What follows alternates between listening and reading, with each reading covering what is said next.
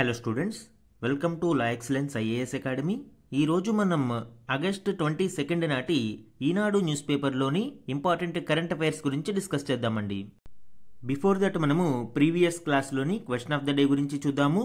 భారత రాజ్యాంగంలోని ఆర్టికల్ 200 ప్రకారం గవర్నర్ బిల్లును ఆమోదించడానికి లేదా పునఃపరిశీలన కోసం తిరిగి పంపడానికి రాజ్యాంగం ఎన్ని నెలలు అవకాశం కల్పించింది?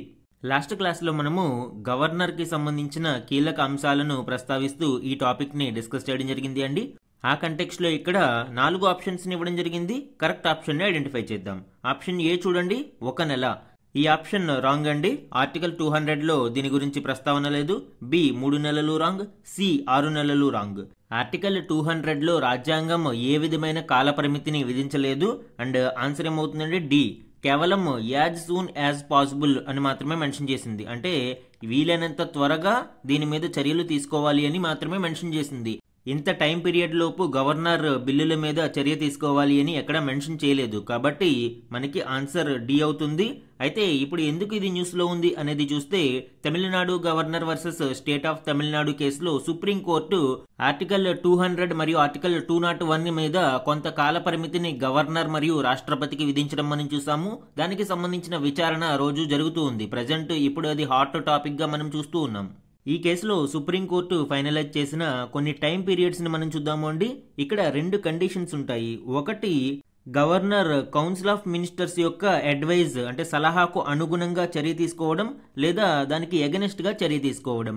ఈ 2 కండిషన్స్ ని బట్టి టైం లిమిట్ అనేది కూడా మారుతూ ఉంటుంది. ఇక్కడ చూడండి, withholding assent or reserving for the president.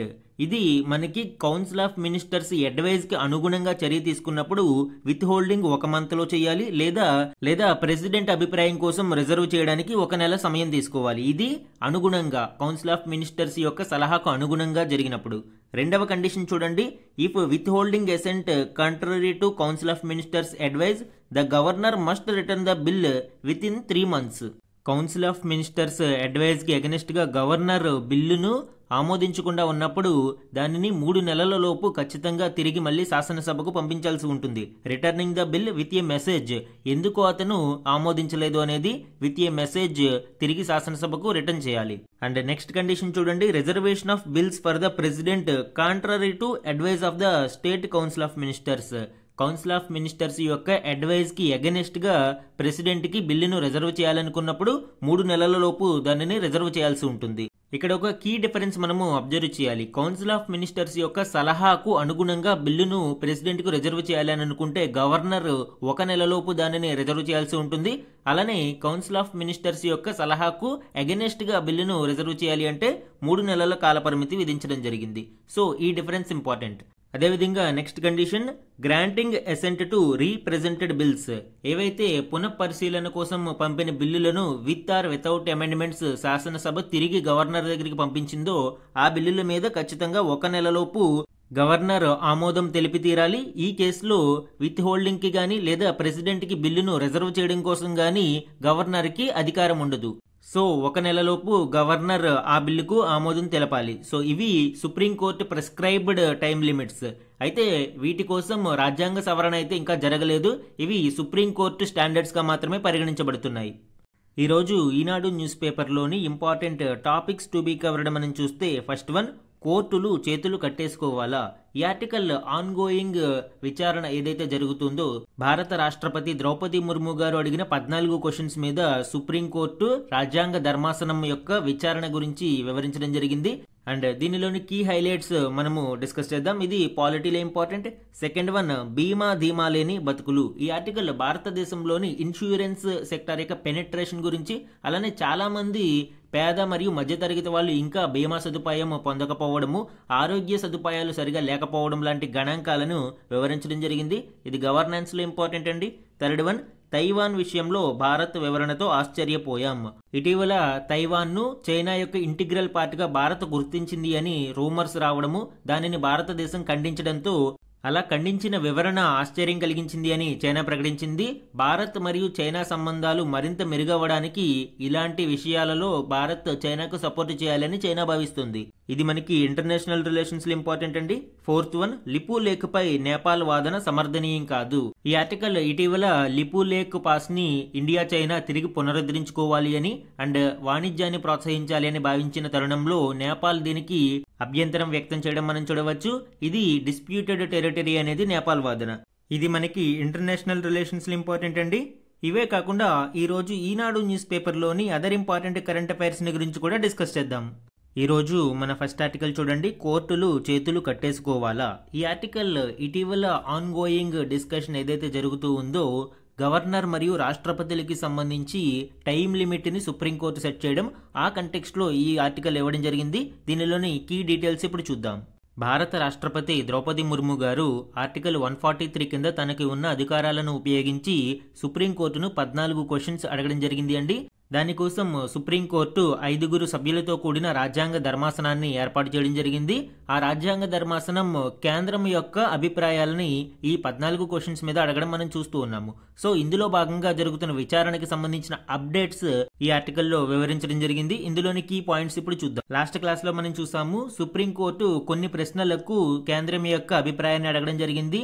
అందులో ముఖ్యంగా గవర్నర్ యొక్క పదవి పోస్ట్ మ్యాన్ తరహా కాదు అని, గవర్నర్ కి కొన్ని విచక్షణాధికారాలు ఉంటాయని, ఆర్టికల్ 200 కింద ఇటువంటి టైం పీరియడ్ రాజ్యాంగంలో మెన్షన్ చేయలేదు కాబట్టి సుప్రీంకోర్టు అలాంటి టైం లిమిట్స్ ని గవర్నర్ మరియు రాష్ట్రపతికి విధించడం కరెక్ట్ కాదు అని కేంద్రం అభిప్రాయపడడం మనం చూడవచ్చు. అయితే దానికి ప్రతిస్పందనగా సుప్రీంకోర్టు రాజ్యాంగ వ్యవస్థలు తమ విధులను నిర్వర్తించని పరిస్థితులలో న్యాయస్థానాలు చేతులు కట్టేసుకుని కూర్చోవాలా, జోక్యం చేసుకునే అధికారం కోర్టులకు లేదా, సమస్యకు పరిష్కారం సూచించడంలో తప్పేమిటంటూ కేంద్రం తరపున హాజరైన సొలిసిటర్ జనరల్ తుషార్ మెహతాను ప్రశ్నించింది. బిల్లుల ఆమోదం విషయంలో జాప్యం జరుగుతూ ఉంటే గవర్నర్తో ముఖ్యమంత్రులు భేటీ అయ్యి రాజకీయ సంప్రదింపుల ద్వారా సమస్యను పరిష్కరించుకోవాలి అని, న్యాయస్థానాల వైపు కాకుండా సంప్రదింపుల ద్వారా ఆ సమస్య పరిష్కారానికి కృషి చేయాలి అని తుషార్ మెహతా సుప్రీంకోర్టుకు నివేదించడం ఇక్కడ చూడవచ్చు. అంటే ఇది కేంద్రం సమాధానంగా మనం భావించవచ్చు. అలానే రాష్ట్రపతి మరియు గవర్నర్ బిల్లుల ఆమోదం విషయంలో కాల పరిమితిని నేరుగా సుప్రీంకోర్టు విధించకుండా అటువంటి నిబంధనలను రాజ్యాంగంలో పొందుపరచమని పార్లమెంటుకు ఆదేశాలు జారీ చేయాల్సింది అని తుషార్ మెహతా అభిప్రాయపడ్డారు. దీనిపై సుప్రీంకోర్టు స్పందిస్తూ ప్రజల ద్వారా ఎన్నుకోబడిన ప్రజాప్రతినిధులు చట్టసభల ద్వారా బిల్లులను గవర్నర్ కు పంపిస్తే నిరవధికంగా దాని మీద జాప్యం చేయడం చట్టసభలను క్రియాశూన్యం చేయడమేనని, అలా అయితే ప్రజాస్వామ్యానికి అర్థం ఏముంటుంది అని సిజేఐ ప్రశ్నించడం చూడవచ్చు. సో ఇక్కడ ఆన్ గోయింగ్ డిబేట్ అనేది జరుగుతూ ఉంది అండ్ అప్కమింగ్ డీటెయిల్స్ కూడా నెక్స్ట్ క్లాసెస్ లో మనము ఈ కేసు గురించి చూద్దాము అండి. ఇది మనకి ఎగ్జామ్ పాయింట్ ఆఫ్ వ్యూలో చాలా important. So on going discussions అన్ని మనము ఎప్పటికప్పుడు అప్డేట్ చేసుకుంటూ ఉండాలి. మన నెక్స్ట్ ఆర్టికల్ చూడండి, బీమా ధీమా లేని బతుకులు. ఈ ఆర్టికల్ భారతదేశంలో చాలా మంది ప్రజానీకానికి బీమా సదుపాయాలు లేకపోవడం గురించి అండ్ ఆరోగ్య రంగం యొక్క దుస్థితి గురించి వివరించడం జరిగింది. ముఖ్యంగా government expenditure on health sector గురించి, out of pocket expenditure in private sector hospitals, low penetration of insurance sector గురించి, ఈ ఇన్సూరెన్స్ సెక్టార్ లోని క్లెయిమ్స్ యొక్క ఇష్యూస్ గురించి ఈ ఆర్టికల్లో వివరించడం జరిగింది. అండ్ ఈ ఇన్సూరెన్స్ సెక్టార్ యొక్క పెనిట్రేషన్ ని మరింత పెంచడం కోసం తీసుకోవాల్సిన మెజర్స్ గురించి కూడా ఇక్కడ వివరించడం జరిగింది. సో ఈ ఆర్టికల్లోని కీ హైలైట్స్ ఇప్పుడు చూద్దాము అండి. హెల్త్ సెక్టార్ మీద గవర్నమెంట్ యొక్క ఎక్స్పెండిచర్ మనం చూస్తే అభివృద్ధి చెందిన దేశాలు like UK, Germany, Sweden, America లాంటి దేశాలు ప్రజారోగ్య పరిరక్షణ కోసం తమ జీడీపీలో సుమారు 10% ఖర్చు పెడుతూ ఉంటాయి. కానీ భారతదేశం విషయానికి వస్తే కేవలం ప్రస్తుతం 2% జీడీపీలో మాత్రమే పబ్లిక్ హెల్త్ సెక్టార్ మీద ఖర్చు పెడుతూ ఉండడం మనం చూడవచ్చు. దీని వలన ప్రాబ్లం ఏంటండి, భారతదేశంలో out of pocket expenditure health మీద ఎక్కువైపోతూ ఉంది. అంటే ఏదైనా చిన్న జబ్బులు పడుతూ ఉంటే ప్రైవేట్ హాస్పిటల్కి వెళ్లాల్సిన పరిస్థితి ఏర్పడుతుంది. తద్వారా ముఖ్యంగా పేదలు మరియు మధ్యతరగతి ప్రజలు దాచుకునే కొద్ది అమౌంట్ కూడా ఈ ఆరోగ్య రంగం మీద ఖర్చు పెట్టాల్సిన పరిస్థితి ఏర్పడుతుంది. కాబట్టి ప్రతి ఏటా మనకి దాదాపు 6 కోట్ల మంది పేదరికంలోకి జారిపోతూ ఉండడం భారతదేశంలో ప్రజారోగ్య రంగం ఎంత దీనస్థితిలో ఉందో తెలియజేస్తుంది. ప్రతి ఏటా 6 కోట్ల మంది కేవలం out of pocket expenditure on health sector మీదనే పేదరికంలోకి దిగజారిపోతూ ఉండడం ఎంత ఆందోళనకరమైన విషయమో మనం ఇక్కడ చూడవచ్చు. అయితే ఇలాంటి సందర్భాలలో ఇన్సూరెన్స్ ఉన్న వ్యక్తులకి కొంత ఉపశమనం లభిస్తుంది. కానీ భారతదేశంలో ఇన్సూరెన్స్ యొక్క పెనిట్రేషన్ చాలా చాలా తక్కువగా ఉంది. ఇక్కడ లాన్సెంట్ యొక్క రీసెంట్ అధ్యయనం ప్రకారం మనం చూస్తే ఇండియాలో 70% ప్రజలకు ఎలాంటి వైద్య బీమా లేదు. అలానే గవర్నమెంట్ యొక్క లో ఎక్స్పెండిచర్ కారణంగా వైద్య వ్యయంలో 45% పైగానే ప్రజలు సొంతంగా భరించాల్సి వస్తుంది. ప్రపంచ సగటు అనేది దీంతో కంపేర్ చేసినప్పుడు చాలా తక్కువగా ఉంది. 18% మాత్రమే ఇక్కడ సొంతంగా భరిస్తూ ఉన్నారు. కానీ భారతదేశంలో దీని వాల్యూ 45% పైగా ప్రజలు సొంతంగా భరించాల్సి రావడం ఇక్కడ ఆందోళనకరం. బీమా సదుపాయాలను దేశంలో విస్తృతం పరచడం కోసం ప్రభుత్వం అనేక చర్యలు చేపడుతూ ఉంది. ముఖ్యంగా రాష్ట్రీయ స్వాస్థ్య బీమా యోజన, జన ఆరోగ్య యోజన లాంటి పథకాలను తీసుకువచ్చినా కూడా సరి అయిన అవగాహన లేకపోవడం వలన వైడర్ పెనట్రేషన్ అనేది భారతదేశంలో ఈ ఇన్సూరెన్స్ సెక్టార్కి లేదు. అవగాహన ఉన్న కొద్దిపాటి మంది ప్రజలు ఈ బీమా సదుపాయాలను ఉపయోగించుకుందామని అనుకుంటున్నా కూడా చాలా ప్రైవేట్ హాస్పిటల్స్ ఆయుష్మాన్ భారత్ లాంటి వాటి కింద చికిత్సలు అందించడానికి నిరాకరిస్తున్నాయి. పోనీ ప్రైవేట్ బీమాలు ఏమన్నా తీసుకుందామని అనుకున్నా కూడా వాటి మీద అధిక జీఎస్టీ, అరౌండ్ 18% జీఎస్టీ కారణంగా చాలా మంది వెనుకడిగేస్తూ ఉన్నారు. కానీ దురదృష్టవశాత్తు ఏదైనా పెద్ద ప్రమాదం సంభవించినప్పుడు ఈ బీమా సదుపాయాలు లేకపోవడం వలన కుటుంబం అంతా కూడా పేదరికంలోకి దిగజారిపోతుంది. అండ్ ఇంకొక ప్రాబ్లం మనం చూస్తే క్లెయిమ్ చేయడంలో కూడా చాలా జాప్యాలు మనం చూస్తూ ఉన్నాము. రకరకాల కొర్రీలతో బీమా సంస్థలు క్లెయిమ్ చెల్లించకుండా తప్పించుకుంటూ ఉన్నాయి. ఓన్లీ లాస్ట్ ఇయరే అలాంటి ఇష్యూస్ ద్వారా సుమారు 15,000 కోట్ల విలువైన 29% అభ్యర్థనలను తోసిపుచ్చడం భారతదేశం యొక్క బీమా రంగం దుస్థితిని తెలియజేస్తుంది. అసలు మనకి ఉన్న ఇన్సూరెన్స్ బేసే చాలా తక్కువ మంది పాలసీదారులు ఉన్నారు. ఇందులోనూ ఉన్న పాలసీదారులకి కూడా క్లెయిమ్స్ సరిగా చెల్లించకపోతే కొత్త వాళ్ళు ఎందుకు ముందుకు వస్తారు? గణాంకాలను మనం చూస్తే దేశంలో 15 నుంచి 49 ఏళ్ల వయసులోని స్త్రీలలో 29.8%, పురుషులలో 33.3% మాత్రమే వైద్య బీమా ఏదో ఒకటి ఉంది. సో ఇలాంటి వారికి కూడా క్లెయిమ్స్ ని సరిగా చెల్లించలేకపోతే ఇంకా ఇన్సూరెన్స్ సెక్టార్ యొక్క వృద్ధి ఎందుకు ముందుకు వెళుతుంది? సో దీని మీద ప్రభుత్వాలు దృష్టి సారించాల్సిన అవసరం ఎంతైనా ఉంది. ఇటు ఆరోగ్య సంరక్షణ మీద ప్రభుత్వాలు అధిక మొత్తంలో నిధులను వెచ్చించడంతో పాటు ఇన్సూరెన్స్ సెక్టార్లోని లోపాలను సవరించి మరింత మంది పాలసీదారులకు భద్రతను కల్పించడం ద్వారా భారతదేశంలో ఈ అవుట్ ఆఫ్ పాకెట్ ఎక్స్పెండిచర్ కి సంబంధించి పేదరికాన్ని తగ్గించడానికి అవకాశం ఉంటుంది. మన నెక్స్ట్ ఆర్టికల్ చూడండి. మాకంటే చైనానే ఎక్కువ కొంటుంది, సుంకాలేమో మాపై, అమెరికా తర్కమేంటో అర్థం కాలేదు, రష్యా చమురు కొనుగోళ్లపై జయశంకర్. భారత విదేశీ వ్యవహారాల శాఖ మంత్రి ఎస్ జయశంకర్ గారు రష్యా పర్యటనలో ఉన్నారు. రష్యా అధ్యక్షుడు వ్లాదిమిర్ పుతిన్ మరియు రష్యా విదేశాంగ మంత్రి సెర్గీ లావ్రోవ్తో ఆయన భేటీ అయ్యారు. ఇటీవల రష్యాతో చమురు వాణిజ్యం కారణంగా భారతదేశం మీద 50% వరకు అమెరికా సుంకాలు విధించడం మనం చూసాము. అయితే దీని మీద భారతదేశం స్పందిస్తూ అమెరికా తర్కం అర్థం కావడం లేదు అని, రష్యాతో చమురు వాణిజ్యం ఎక్కువగా జరుపుతున్న దేశం భారతదేశం కాదు అని, అయితే చైనా చమురు ఎక్కువగా తీసుకుంటూ ఉన్నా కూడా చైనా మీద సుంకాలు విధించలేదు, కేవలం భారతదేశం మీదే విధించడం ఇక్కడ అమెరికా యొక్క ద్వంద్వ వైఖరికి నిదర్శనమని జయశంకర్ గారు ఘాటుగా వ్యాఖ్యానించడం చూడవచ్చు. అదేవిధంగా రష్యా నుంచి అత్యధికంగా ఎల్పీజీ దిగుమతి చేసుకుంటున్న దేశం కూడా భారతదేశం కాదని, యూరోపియన్ యూనియన్ ఎక్కువగా ఎల్పీజీ దిగుమతి చేసుకుంటుంది అని భారతదేశం ఇక్కడ స్పష్టం చేసింది. అలానే రష్యాతో అత్యధిక వాణిజ్యం కలిగిన దేశం కూడా భారతదేశం కాదు అని, సో భారతదేశం మీద అమెరికా యొక్క సుంకాలు ద్వంద్వ వైఖరిని కలిగి ఉన్నాయి అని జయశంకర్ గారు వ్యాఖ్యానించారు. మన నెక్స్ట్ ఆర్టికల్ చూడండి. తైవాన్ విషయంలో భారత్ వివరణతో ఆశ్చర్యపోయాం, చైనా వ్యాఖ్య. ఈ ఆర్టికల్ వన్ చైనా ప్రిన్సిపల్ కి సంబంధించి అలానే దాని మీద భారత్ యొక్క స్టాండ్ గురించి వివరిస్తూ రీసెంట్ డెవలప్మెంట్స్ గురించి ఇక్కడ ఇవ్వడం జరిగింది అండి. దీనిలోని కీ పాయింట్స్ ఇప్పుడు చూద్దాం. అసలు వన్ చైనా ప్రిన్సిపల్ అంటే ఏంటి? మనకి చైనా అనేది ఒక దేశం ఉంది అని తెలుసు, తైవాన్ ఇంకొక దేశం అని తెలుసు. చైనా ఇది మెయిన్లాండ్ చైనా అండ్ తైవాన్ ఇది తైవాన్. ఈ రెండు దేశాలకి మధ్య స్ట్రైట్ ఆఫ్ ఫార్మోజా అనే ఒక జలసంధి ఉంటుంది. దీనినే తైవాన్ స్ట్రైట్ అని కూడా పిలుస్తారు. హిస్టారికల్ రికార్డ్స్ ప్రకారం మనం చూసినప్పుడు చాలా సంవత్సరాలు ఈ తైవాన్ చైనా అధీనంలో ఉండేది. చైనా యొక్క అనేక రాజవంశాలు ఈ తైవాన్ని పరిపాలిస్తూ ఉండేవి. అయితే తరువాత జపాన్ దీనిని సైనో జపనీస్ వార్లో ఆక్రమించుకోవడం జరిగింది.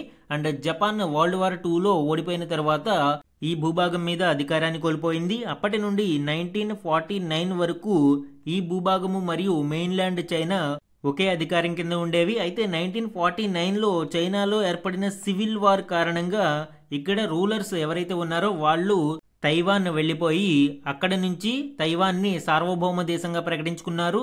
అండ్ తైవాన్ అనేది హిస్టారికల్ గా చైనాలో భాగం కాదు అనేది వారి అభిప్రాయం. అయితే చైనా అభిప్రాయం ఏంటి? వన్ చైనా ప్రిన్సిపల్ కింద తైవాన్ కూడా చైనాలో అంతర్భాగము. ఈ రోజు కాకపోతే రేపైనా కూడా ఫోర్స్ ని ఉపయోగించైనా కూడా తైవాన్ ని చైనాలో ఇంటిగ్రల్ పార్ట్గా చేస్తాము అనేది చైనా యొక్క వాదన. అండ్ దీనిలో కొన్ని దేశాలు తైవాన్ కి ఎక్కువగా మద్దతు ఇస్తూ ఉండడం మనం చూడవచ్చు. భారతదేశం కూడా వన్ చైనా పాలసీకి ఎప్పుడు మద్దతు ఇవ్వలేదు.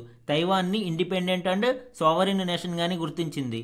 అయితే ఇటీవల ఇరు దేశాల మధ్య సంబంధాలు మెరుగుపరచడం కోసం భారతదేశ పర్యటనకు వచ్చిన చైనా విదేశాంగ మంత్రి భేటీ తర్వాత తైవాన్ మీద చైనా యొక్క సార్వభౌమాధికారాన్ని గుర్తించినట్లు చాలా రూమర్స్ వచ్చాయి. అయితే భారతదేశం ఆ కథనాలన్నిటినీ ఖండించడం పట్ల చైనా ఆశ్చర్యం వ్యక్తం చేసింది. ఎందుకు అంటే వన్ చైనా పాలసీ అనేది చైనా యొక్క మేజర్ స్టాండ్ కాబట్టి భారతదేశం కూడా దానికి మద్దతు ఇవ్వాలని కోరుకుంటుంది.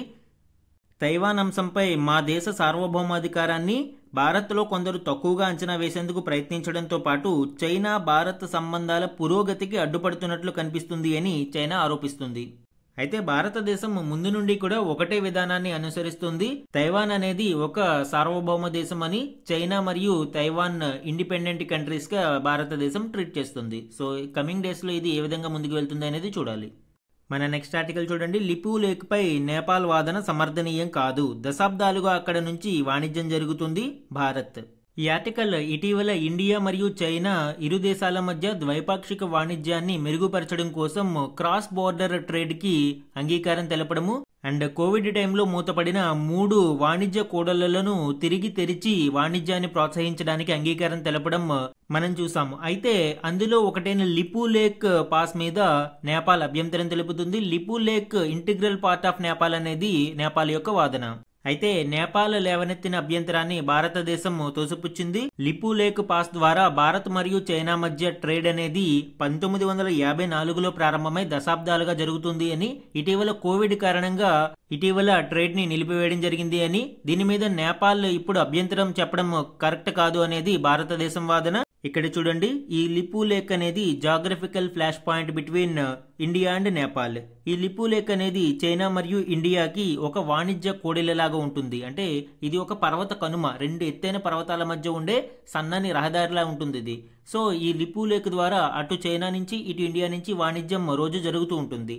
అయితే ఇప్పుడు నేపాల్ ఏమంటుంది, ఈ లిపు లేక్ తో పాటు కాలాపాని మరియు లింపియదురా ఈ 3 ప్రాంతాలు కూడా నేపాల్కి చెందుతాయి అని, దీనికి భారతదేశం మీద అధికారం లేదు అనేది నేపాల్ వాదిస్తుంది. ఇండియా ఏం చెప్తుంది, ఈ ప్రాంతాలన్నీ కూడా ఇండియాకి సంబంధించినవి. నేపాల్ ఏమంటుంది, ఇదంతా కూడా నేపాల్కి సంబంధించింది అనేది నేపాల్ వాదన. 1816లో ఈస్ట్ ఇండియా కంపెనీకి మరియు నేపాల్లో అప్పటి రాజుకి మధ్య జరిగిన యుద్ధంలో ఒక ఒప్పందానికి రావడం జరిగింది. దానినే సుగౌలీ ట్రీటీ అని పిలుస్తారు. ఈ సుగౌలీ ట్రీటీ ప్రకారం ఈ లిపు లేక్, కాలాపాని మరియు లింపియదురా ప్రాంతాలు తమకే చెందుతాయి అనేది నేపాల్ చెప్తూ వస్తుంది. అయితే ఈ డిస్ప్యూట్స్ ను దౌత్యపరంగా పరిష్కరించుకోవాలి అని నేపాల్లోని కొంతమంది చట్టసభ్యులు తమ ప్రభుత్వానికి సూచించడం మనం చూడవచ్చు. సో కమింగ్ డేస్ లో మేబీ ఈ ఇండో నేపాల్ డిస్ప్యూటెడ్ ఏరియాస్ కూడా ఈ దౌత్యపరమైన ఒప్పందాల ద్వారా తొలగిపోతాయి అనేది చూడాలి. నెక్స్ట్ ఆర్టికల్ చూడండి. టిబెట్ లో అతిపెద్ద సౌర పార్కు. ప్రపంచంలోనే అతిపెద్ద సౌర పార్కును టిబెట్లో చైనా నిర్మిస్తుంది. సుమారు 610 చదరపు కిలోమీటర్ల విస్తీర్ణంలో నిర్మించే ఈ పార్కు అమెరికాలోని షికాగో నగరమంత సైజులో ఉంటుంది. కర్బన ఉద్గారాలను తగ్గించడానికి చైనా రెన్యూవబుల్ ఎనర్జీస్ మీద చాలా ఇన్వెస్ట్మెంట్ చేస్తుంది అండి. ఈ ఇయర్ ఫస్ట్ 6 months మనం కన్సిడర్ చేస్తే సౌర మరియు పవన విద్యుత్ ఉత్పత్తి ఊపందుకున్న కారణంగా చైనాలో కర్బనోద్గారాలు సుమారు 1% మేరకు తగ్గాయి. అంటే చైనా యొక్క ఇన్వెస్ట్మెంట్స్ మరియు ఉత్పత్తి సామర్థ్యాలు ఎంత మేరకు పెరుగుతున్నాయనేది చూడవచ్చు. అండ్ ఇండియా కూడా ఇటీవల రెన్యూవబుల్ ఎనర్జీ మీద ఎక్కువ ఫోకస్ పెడుతూ ఉంది. సౌర మరియు పవన విద్యుత్ మీద తన పెట్టుబడులను పెడుతూ ఉంది. ముఖ్యంగా ఇటీవల సోలార్ ఎనర్జీలో వృద్ధి మనం చూస్తూ ఉన్నాము. అండ్ గణాంకాలను మనం చూస్తే including roof top energy, total solar energy capacity భారతదేశంలో ప్రజెంట్ అరౌండ్ 119 GW గా ఉంది. జూలై 2025 గణాంకాల ప్రకారం. భారతదేశంలో అతిపెద్ద సోలార్ పార్క్ వచ్చి బాడ్లా సోలార్ పార్క్ రాజస్థాన్ లో ఉంది అండి. సో ఈ బాడ్లా సోలార్ పార్క్ అనేది భారతదేశంలో అతిపెద్ద సోలార్ పార్క్. దీని యొక్క కెపాసిటీ వచ్చి 2245 మెగావాట్స్ ఉత్పత్తి సామర్థ్యాన్ని కలిగి ఉంది. అండ్ విస్తీర్ణం పరంగా మనం చూస్తే 56 స్క్వేర్ కిలోమీటర్స్ గా ఉంది. చైనా ఇప్పుడు నిర్మిస్తున్నది ఎంతండి, 610 స్క్వేర్ కిలోమీటర్స్. అంటే ఈవెన్ 10 times కంటే ఎక్కువగా మనం ఇక్కడ చైనా నిర్మించబోతున్న ఈ న్యూ సోలార్ పార్క్ ని చూడవచ్చు. మన నెక్స్ట్ ఆర్టికల్ చూడండి, కమ్మేస్తుంది. ఈ ఆర్టికల్ బ్లాక్ కార్బన్ గురించి అండ్ ఈ బ్లాక్ కార్బన్ వలన కలిగే వాతావరణ మరియు ఆరోగ్య సమస్యల గురించి వివరించడం జరిగింది. అండ్ ఏ ఏ రంగాలలో ఈ బ్లాక్ కార్బన్ ఎంత మేరకు వాతావరణంలో చేరింది అనేది గణాంకాల రూపంలో ఇక్కడ ఇచ్చారు. దీనికి ఆధారం కమ్యూనిటీ ఎమిషన్స్ డేటా సిస్టమ్స్ గణాంకాలు 2024 ప్రకారం ఈ డేటా ఇవ్వడం జరిగింది. అసలు ఈ బ్లాక్ కార్బన్ అంటే ఏంటి? మనకి పొగ రూపంలో కొంత వాతావరణంలోకి కొన్ని ధూళి కణాలు చేరుతూ ఉంటాయి. దీనినే బ్లాక్ కార్బన్ అని పిలుస్తారు. Suit emitted by incomplete combustion. ముఖ్యంగా శిలాజ ఇంధనాలు మరియు బయోమాస్ ఇలాంటివి సగం సగం మండడం వలన ఈ బ్లాక్ కార్బన్ అనేది వాతావరణంలోకి చేరుతూ ఉంటుంది. దీని ఇంపాక్ట్ ఏంటండి? ఎక్కువగా గ్లోబల్ వార్మింగ్ కి కారణమవుతుంది. ఎందుకంటే ఈ బ్లాక్ కార్బన్ అనేది సూర్యరశ్మిని గ్రహించి భూతాపాన్ని పెంచుతూ ఉంటుంది. తద్వారా ఈ భూతాపం గ్లోబల్ వార్మింగ్ అనేది పెరగడం చూడవచ్చు. అండ్ హెల్త్ రిస్క్స్ పెరుగుతూ ఉంటాయి. ముఖ్యంగా శ్వాసకోశ సంబంధ జబ్బులు మరియు గుండె జబ్బులకి కారణమవుతుంది.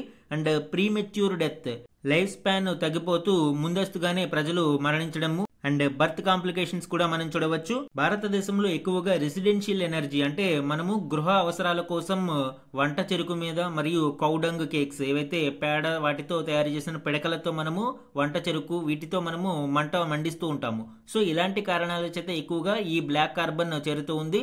అండ్ అనేక ఇండస్ట్రీస్ కారణంగా ఈ బ్లాక్ కార్బన్ పెరుగుతూ ఉంది. 2022 గణాంకాలకి ఇక్కడ ఇవ్వడం జరిగింది అండి. ప్రపంచవ్యాప్తంగా ఆయా రంగాల వలన ఎంత మొత్తంలో బ్లాక్ కార్బన్ వాతావరణంలోకి చేరింది అనేది ఇక్కడ ఇచ్చారు. ముఖ్యంగా భవన నిర్మాణ రంగం వలన 21 లక్షల టన్నులు బ్లాక్ కార్బన్ వాతావరణంలో చేరింది. అలానే రవాణా రంగం కారణంగా 10 లక్షల టన్నులు, విద్యుత్ ఉత్పత్తి కారణంగా 9.09, పరిశ్రమలు 6.30, వ్యర్థాలు 2.78 అండ్ వ్యవసాయం కారణంగా 2.37, అంతర్జాతీయ వాణిజ్యం కారణంగా 0.82, అంతర్జాతీయ పౌర విమానయానం కారణంగా 0.05 లక్షల టన్నుల ఈ బ్లాక్ కార్బన్ అనేది వాతావరణంలోకి చేరుతుంది. భారతదేశం అయితే వీటిని తగ్గించడానికి అనేక స్కీమ్స్ ని తీసుకురావడం మనం చూసాము. ముఖ్యంగా ప్రధానమంత్రి ఉజ్వల యోజనలో భాగంగా ఈ వంట చెరుకు వాటి మీద కాకుండా గ్యాస్ ఆధారిత వంటని మనము ప్రోత్సహించడం కోసం ఈ పిఎం ఉజ్వల స్కీమ్ ని తీసుకురావడం జరిగింది. ప్రపంచ దేశాలు అన్ని కూడా ఈ బ్లాక్ కార్బన్ ని అరికట్టడానికి అవసరమైన చర్యలను తీసుకున్నప్పుడు మాత్రమే ఈ భూతాపాన్ని అరికట్టడానికి మనకి సాధ్యమవుతుంది. ఈ రోజు ఈనాడు న్యూస్ పేపర్లోని question and answer type current affairs చూద్దాము అండి. Stockholm international conference on electoral integrity పేరిట అంతర్జాతీయ ఎన్నికల సమగ్ర సమావేశాన్ని ఇటీవల ఎక్కడ నిర్వహించారు? ఆన్సర్, స్వీడన్లో జరిగిన ఈ సమావేశంలో భారత ప్రధాన ఎన్నికల అధికారి జ్ఞానేష్ కుమార్ గారు కూడా పాల్గొన్నారు. ఇవి ఎగ్జామ్ పాయింట్ ఆఫ్ వ్యూలో కాన్ఫరెన్సెస్ టాపిక్లో ఇంపార్టెంట్ అండి. నెక్స్ట్ వన్, భారత్లో మొదటి అండర్ వాటర్ మ్యూజియాన్ని ఏ రాష్ట్రంలోని ఐఎన్ఎస్ గుల్దార్ చుట్టుపక్కల ఏర్పాటు చేయాలని ఇటీవల నిర్ణయించారు? ఆన్సర్, మహారాష్ట్ర. ఇటీవల ఐఎన్ఎస్ గుల్దార్ సేవలను నిలిపివేయడంతో దానిని ఉపయోగించి మరియు ఆర్టిఫిషియల్ కోరల్స్ ని కూడా ఏర్పాటు చేసి ఒక అండర్ వాటర్ మ్యూజియాన్ని ఏర్పాటు చేయాలి అని మహారాష్ట్ర ప్రభుత్వం తీర్మానించింది. So India's first under water మ్యూజియాన్ని మహారాష్ట్రలో ఏర్పాటు చేయనున్నారు. నెక్స్ట్ ఇంపార్టెంట్ వన్ చూడండి. 4 ఏళ్ల విరామం అనంతరం ఇటీవల భారత్ ఏ దేశంలో భారత రాయబారిగా అలియావతి లాంగ్ కుమర్ ను నియమించింది? Answer, north Korea. ఉత్తర కొరియాలో మొన్నటి వరకు మన దౌత్య అధికారిని నియమించలేదు. అండ్ 4 ఏళ్ల విరామం తర్వాత మళ్ళీ భారతదేశం యొక్క రాయబారిని నియమించడం జరిగింది. ఉత్తర కొరియా దీనికి ఆన్సర్. సో ఇవి కూడా exam point of view important అండి. ఈరోజు మన క్వశ్చన్ ఆఫ్ ద డే గురించి చూడండి. ఫార్మోజా జలసంధి చైనా ప్రధాన భూభాగాన్ని ఏ దేశం నుండి వేరు చేస్తుంది? ఈ రోజు మనము ఈ టాపిక్ గురించి డిస్కస్ చేసాము. ఎస్పెషల్లీ ఈ స్ట్రైట్ ఆఫ్ ఫార్మోజా అనేది 2 దేశాల మధ్య జాగ్రఫికల్ ఫ్లాష్ పాయింట్ గా ఉంది. సో ఆ కంటెక్స్ట్ లో మనము ఈ క్వశ్చన్ ని ఫ్రేమ్ చేసి ఇవ్వడం జరిగింది అండి. ఇందులో 4 ఆప్షన్స్ ని ఇచ్చాను. ఇందులో కరెక్ట్ ఆప్షన్ ఐడెంటిఫై చేసి ఆన్సర్ ని కమెంట్ సెక్షన్ లో కమెంట్ చేయండి. ఇది ఈ రోజు ఈనాడు న్యూస్ పేపర్ లోని ఇంపార్టెంట్ కరెంట్ అఫైర్స్ మీద daily analysis. Thank you for watching.